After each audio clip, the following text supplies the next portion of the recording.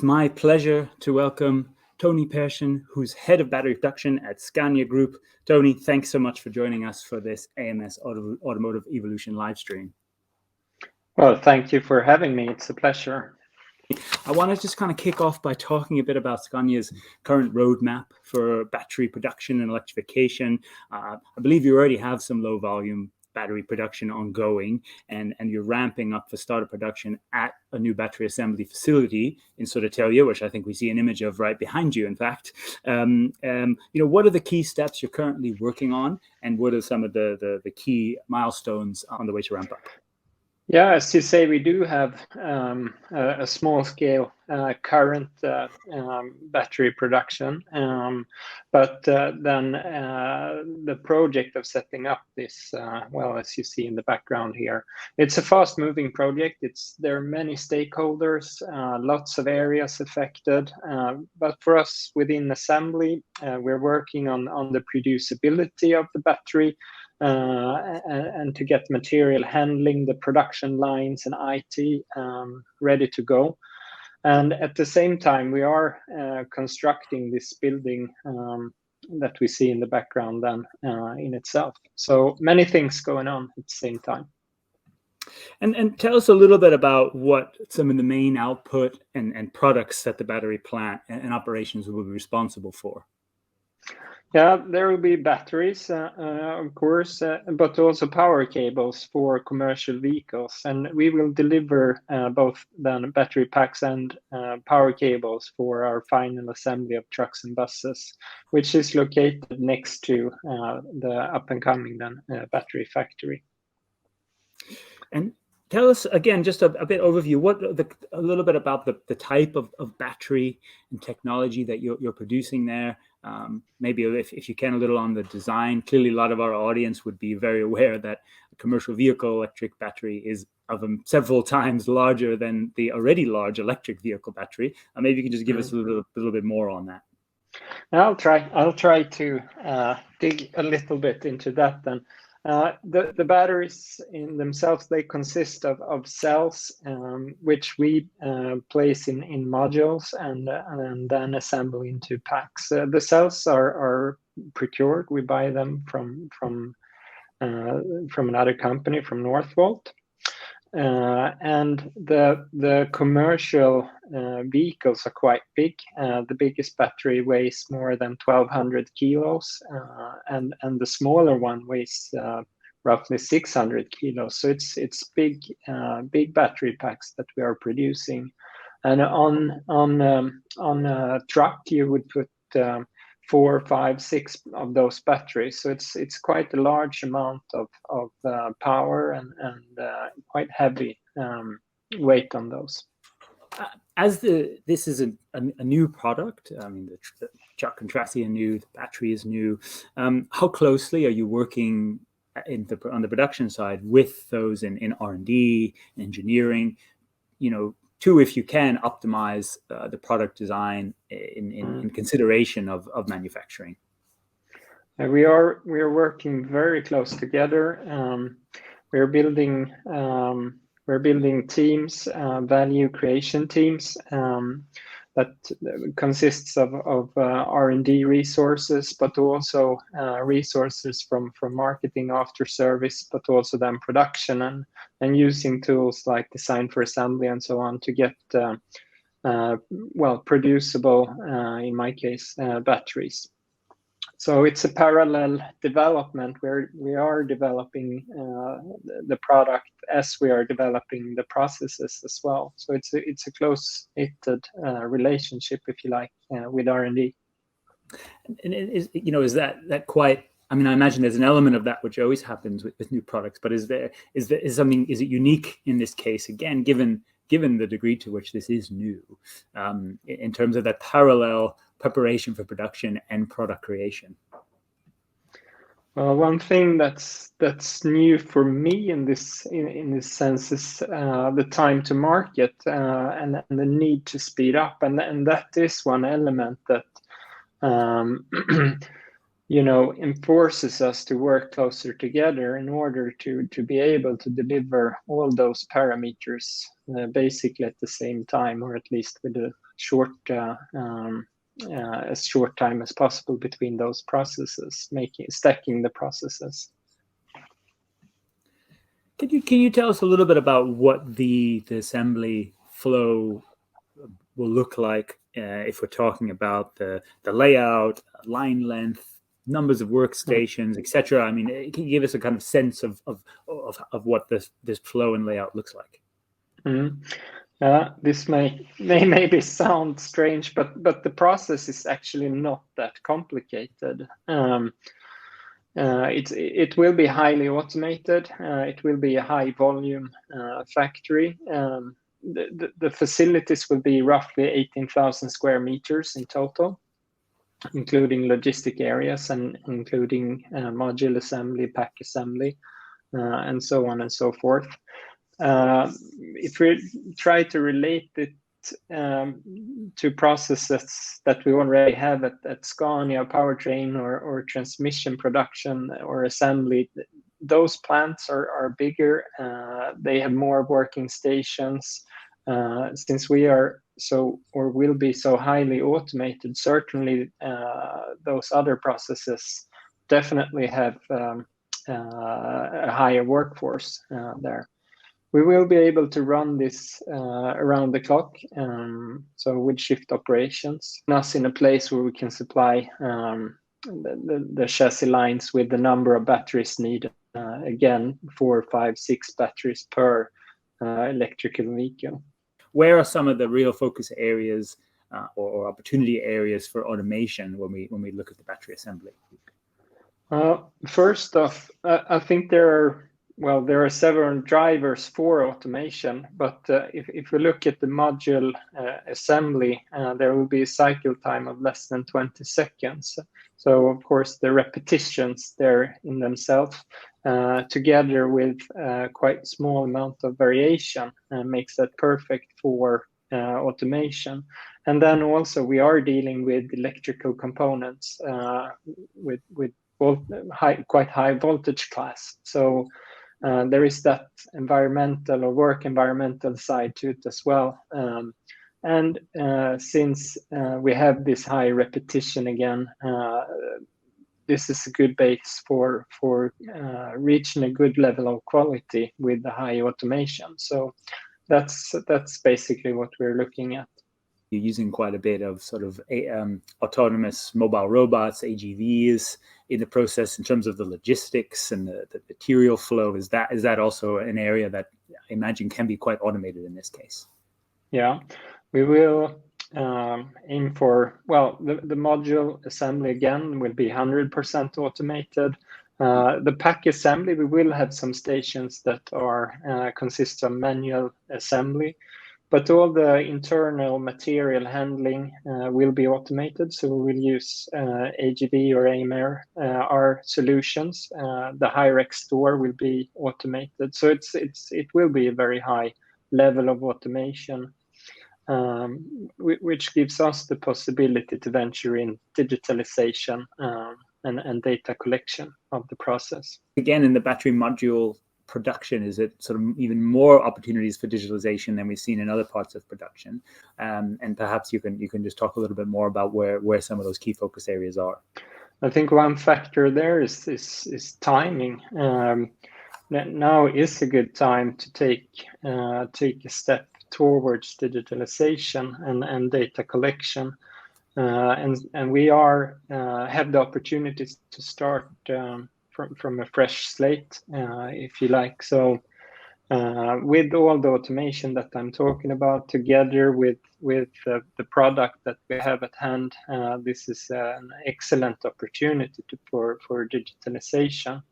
So we are working. That's another factor that we're working with in parallel, is to set the vision for how far we want to strive with digitalization. But I believe we have we have a good base for collecting data, analyzing data, and use that in terms of problem solving or productivity or other improvements of the process.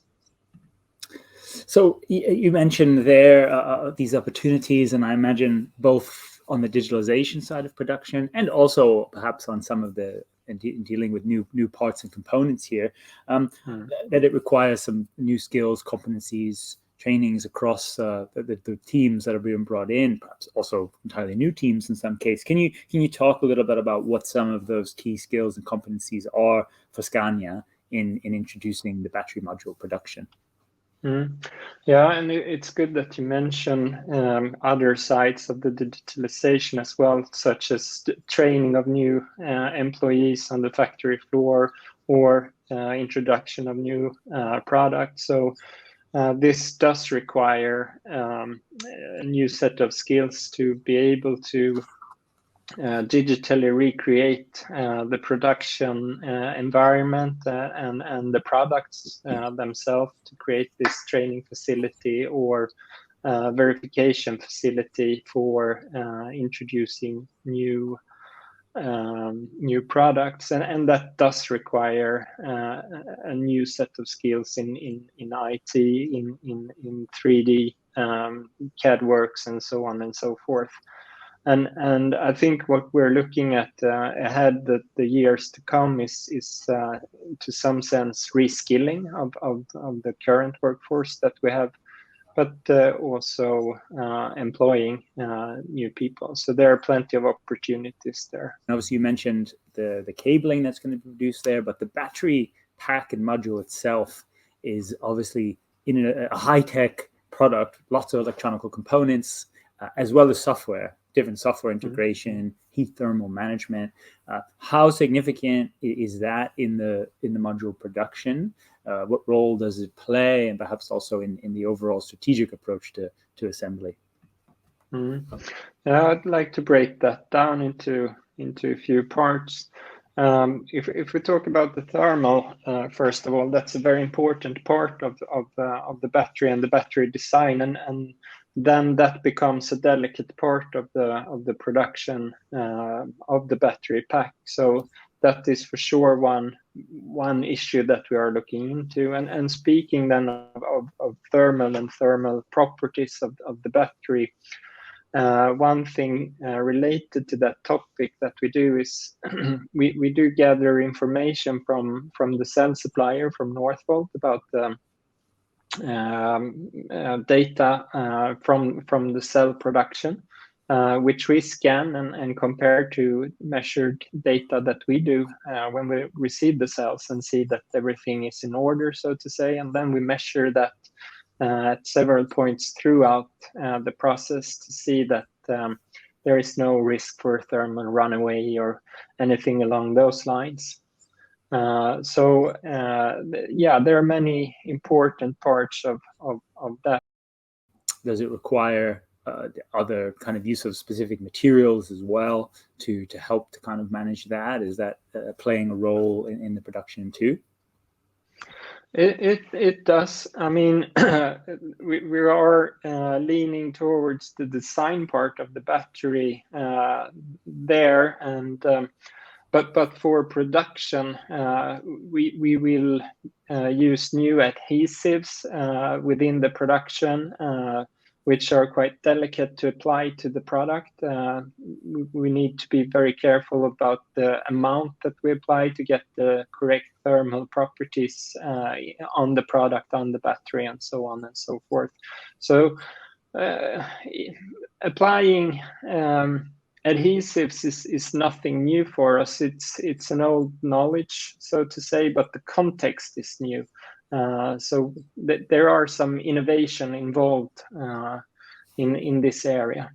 When we think about software-defined cars, and in this case, many ways, software-defined batteries, it does perhaps imply on the data side updates, etc., which could perhaps play a role in how at least the understanding of the battery from production side. I wonder if that's something that is on kind of important for Scania.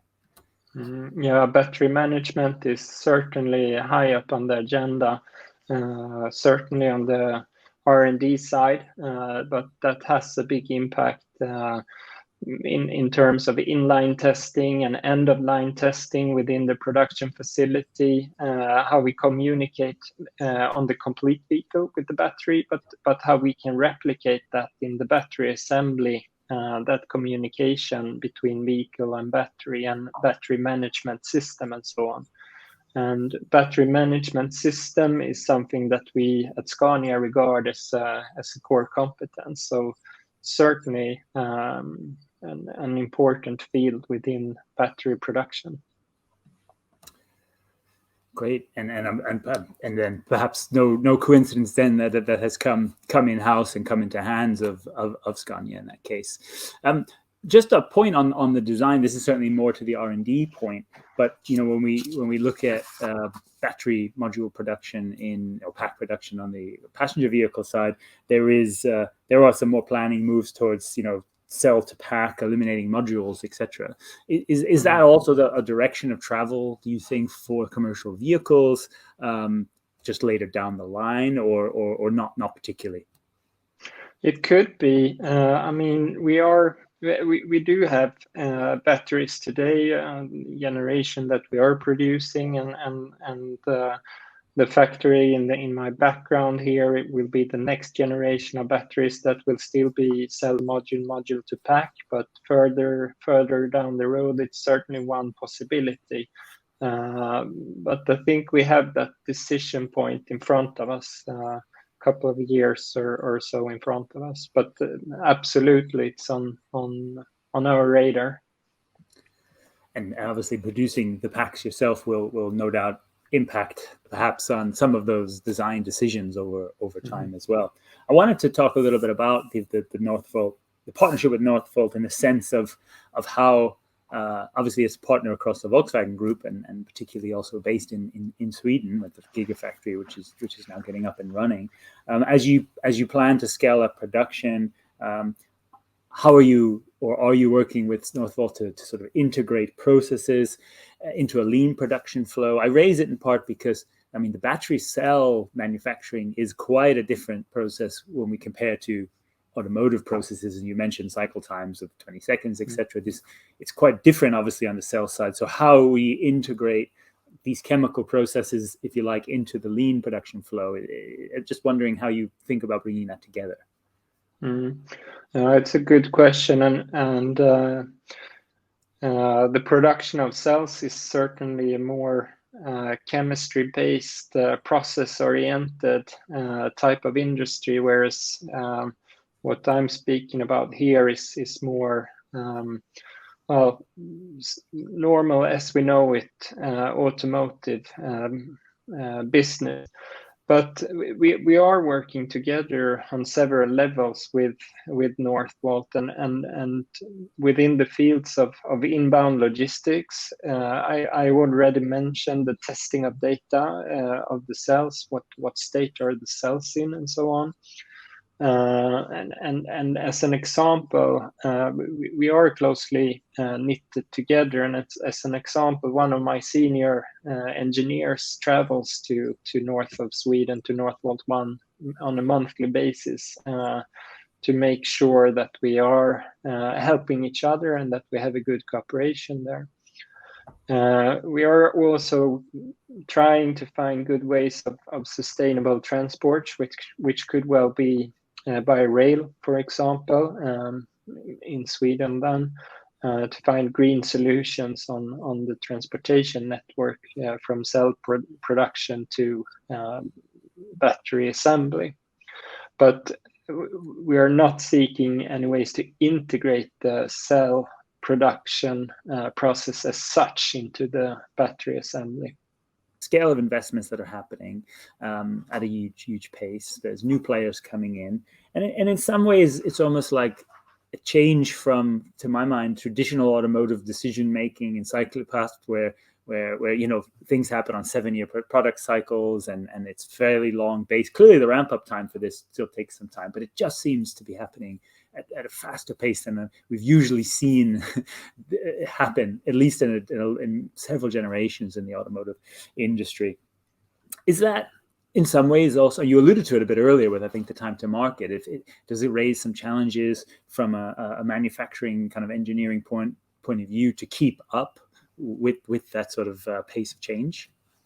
It certainly does, and it puts a lot of strain on the processes, of the thinking processes that we have. And we have from start alluded into flexibility, to see that as one key, to lock in the solutions as late as possible, but try to have as many options open for as long as possible.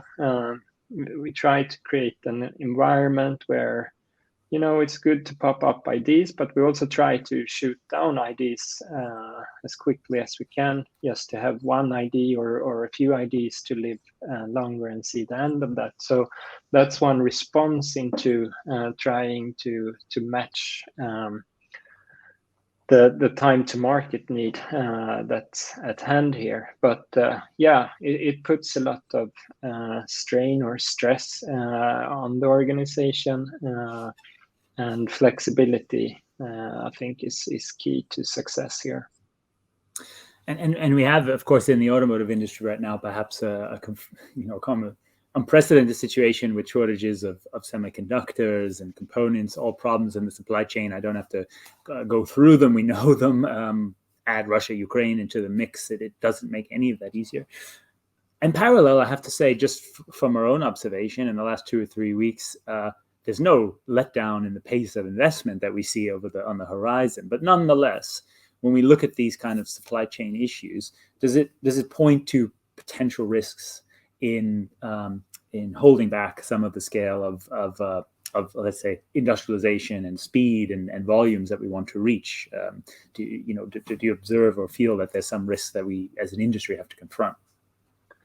Potential risks, absolutely, and well, the world right now is it's a lot of things going on in parallel with COVID and the supply chain and the crisis in Russia, Ukraine, of course. But from my perspective and where we are right now, we haven't seen any things that risks, of course, but not anything that would suggest that we will not meet the time schedule for this project. Then, of course, on a macro level, I think we as a company and as a society, as a European Union, or in that sort of context, I think we need to address this type of issues. Absolutely, and as mentioned, despite those crises, and we just had the very recent announcement again from the Volkswagen Group on the next gigafactory and other investments across. So as said, the overall macro pace is still moving quickly. But if we look again at that value chain and investments are up and down, and we have regulations in Europe which will also come into play too. In Sweden, you're perhaps fortunate with the localization already to an extent, but do you think that a lot more regional and localization of other parts of the supply chain before it gets to the battery pack assembly point will be also quite important in the overall scaling up of production? If you ask me, yes. There is also the other, leaving the sub-supplier sector for a short bit and looking into battery assembly, I think it will be important from a logistical viewpoint to have battery assemblies close to where the final assembly is, the customer of the battery assembly, in order to have a short loop logistic network, and then to make that work, of course, having suppliers of cells and all those type of components needs to be close knitted. So I think we will see that type of localization moves. And then that's a great point on the logistics, and clearly what we also see in parallel is a lot of focus on sustainability in the battery chain, or the whole EV, electric vehicle, electric truck value chain, of course.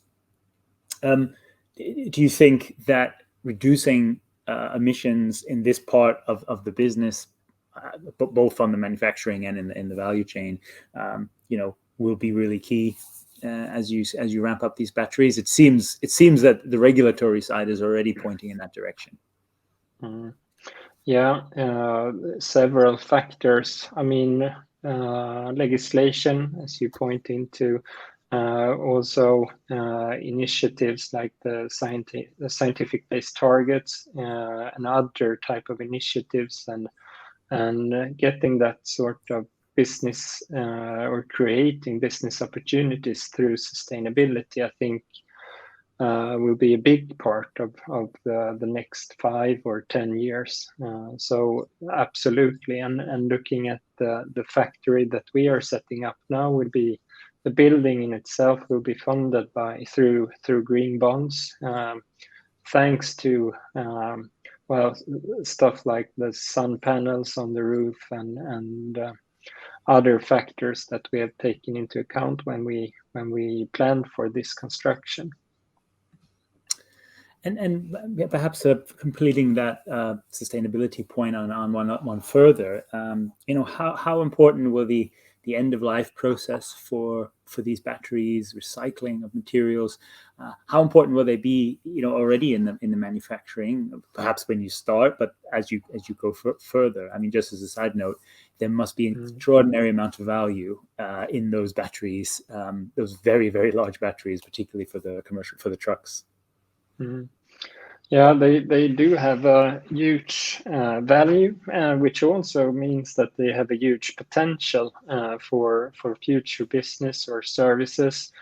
And I believe we will see initiatives towards that with reuse or recycling or other types of initiatives in this circularity, if you like, of economics. So definitely, without being more concrete than that, I think we'll see. I definitely see that as a big and important part of future business for Scania and also for other OEMs.